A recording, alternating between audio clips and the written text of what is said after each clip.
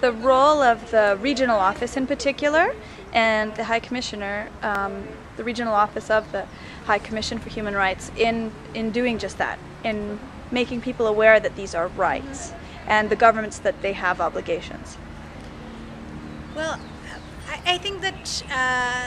the Office of the High Commissioner for Human Rights can greatly contribute in strengthening the capacity of the governments and policymakers to understand these rights, what is the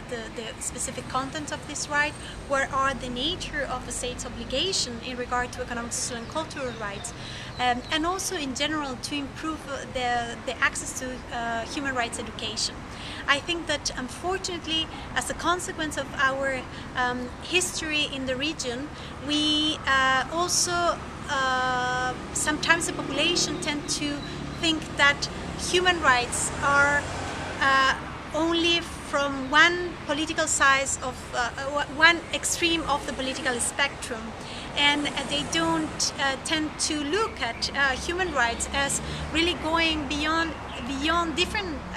political spectrum. What we're talking here is about human dignity, that everybody, wherever they're situated in the political spectrum, should defend and should promote and should be the leaders in promoting these rights. So I think that it is still important to work more with the public in order to understand that when we talk about human rights, we talk about all of us, we talk about human dignity, and we talk about issues that are very close to everybody's life. So it's not only the rights of those or the relative of those who were disappeared in the past, that is of course important, but in our daily life, if there is extreme inequalities as there is in the region, if there is corruption, if there is a lack of protection of different sexual orientation, these are human rights issues. And if there is still